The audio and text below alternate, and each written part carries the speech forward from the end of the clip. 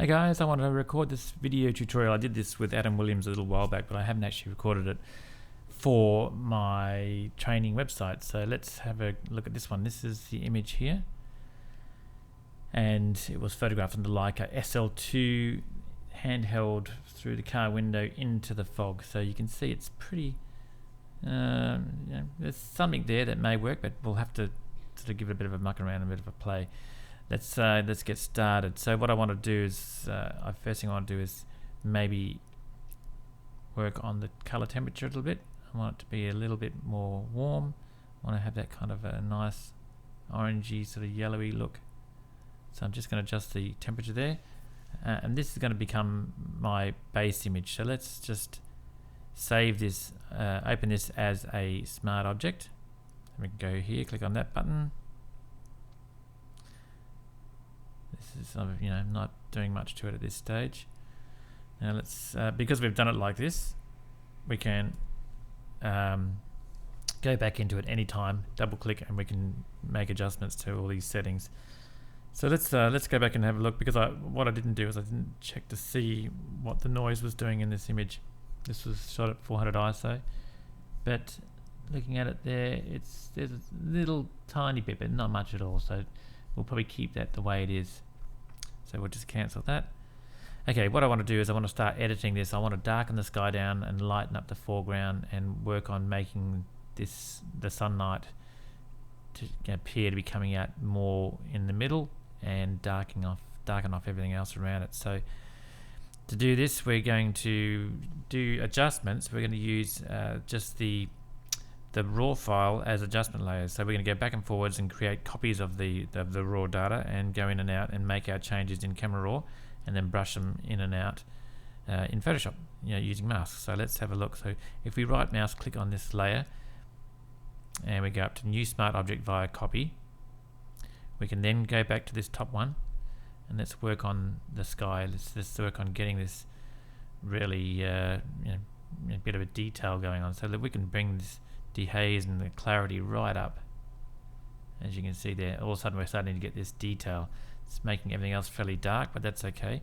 The other thing I'm going to look at is I'm going to go to my graduated filter and just drag a graduated filter down, and I'm going to bring the opacity, the exposure of that down, something like that. Okay, and I'm kind of happy there, so I'm just going to click OK. That's my phone ringing. It's probably my wife, but I'll have to call her back. No, it's not. It's somebody else. Sorry about this. I'll call you back. Boy, fancy ringing me during the, a tutorial video. It's wrong. Okay, I'm going to add a layer mask there, and I'm going to use a graduated filter. I'm going to hold down the Shift key, and I'm going to click up. And I'm just going to make a point between those areas there where the sky is darker and everything else is lighter. So you can see there, good sky, bad sky. So who would have thought there's that sort of detail in the sky? Pretty crazy. So what I'm going to do now is I'm going to go back to this bottom layer.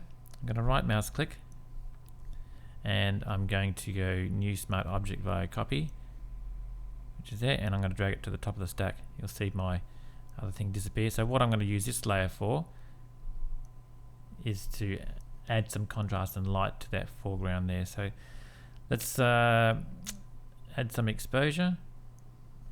Let's add some clarity, like so. Let's add some vibrance and a bit more saturation there, and probably bit of black there, whites, just bring the whites over. So I'm just looking at this foreground. So let's go back, click OK. Happy with that.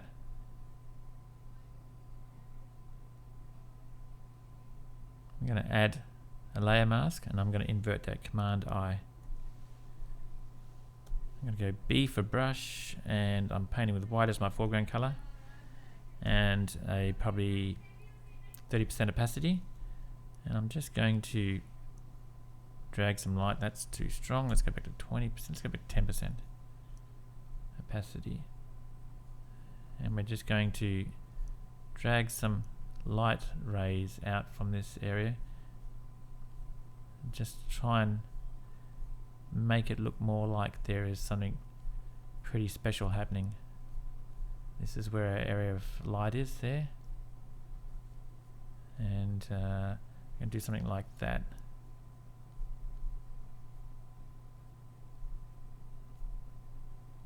And also, obviously, through the foreground there, we want to add more light, and probably where it's the light is sort of hitting, it's coming down and creating some sort of rays there, as you can see, something like that. Then I'll drop opacity back, make our brush a bit bigger, and just do a few general sweeps across there, just to blend it. You don't want it to look a little bit wrong.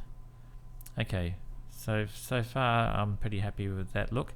Now if I decide I wanted to go back in and out, I can. You can go back millions of times, and you're just working on the raw file again. So if I go back and decide that I want to add a bit more contrast to that foreground, let's just go something like that, click OK. It'll just refresh and update in that layer, something like that. Okay, so pretty happy with that. At this point now I might go back to using just regular adjustment layers. I'm looking at this area at the top here, which is a bit light. I kind of don't like that, so I'm going to do a curve adjustment layer, grab the little hand there, and I'm going to try and pull a bit of darkness down there, and just grab this point on the curve and just take a bit of that saturation out. And then I'm going to invert that, Command I, and then again using a white brush, and I'm just going to darken that point back. Now I'm going to fix up that dust spot there too eventually. I'm going to drop the opacity back and just darken that off there. Okay, pretty happy with that. And lastly, I'm going to do another curve adjustment layer, blend it on multiply, and this gives me a really cool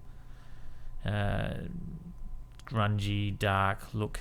Now it's a little bit strong, I'll pull that back, but I'm also going to again just use my brush tool with a low opacity, 20%, painting with black as the foreground color, because now we've got to hide that effect, and just bring that light through where it's important and lighten up there, and just get a little bit of detail back in those dark areas, because you don't want them to be completely black. This guy's a little bit dark there. Reduce the size of the brush using the left square bracket, and that's getting pretty close to what I want to see. A little bit more there. It's all pretty loosey-goosey, but if we go back now to the original raw file, let's go up to our history. We'll click on this little button here, which is a snapshot, and that'll take us back and allow us to go from the start to the finish.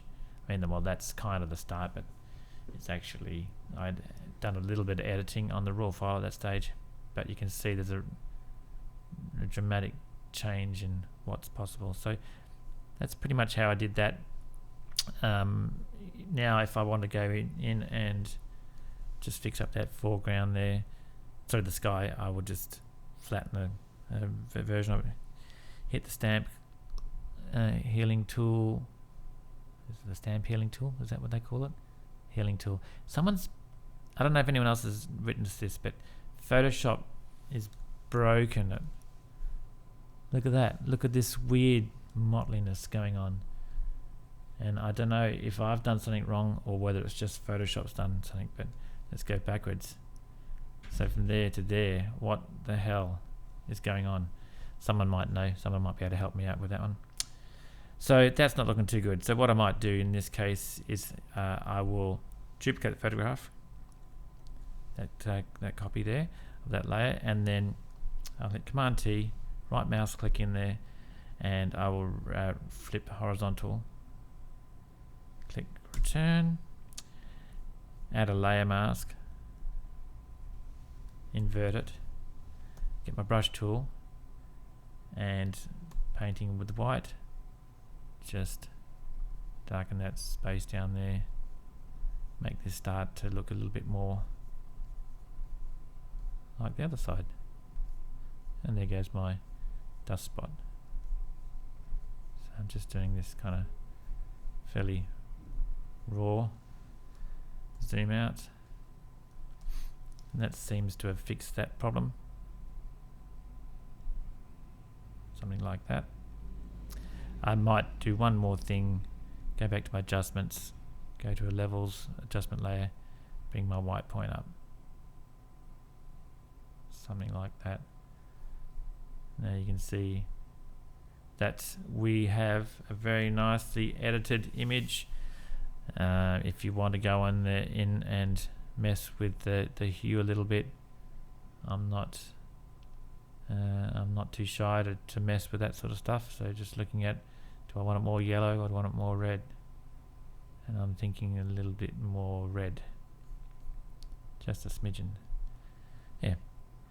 So that is how you do that. Cheers, guys.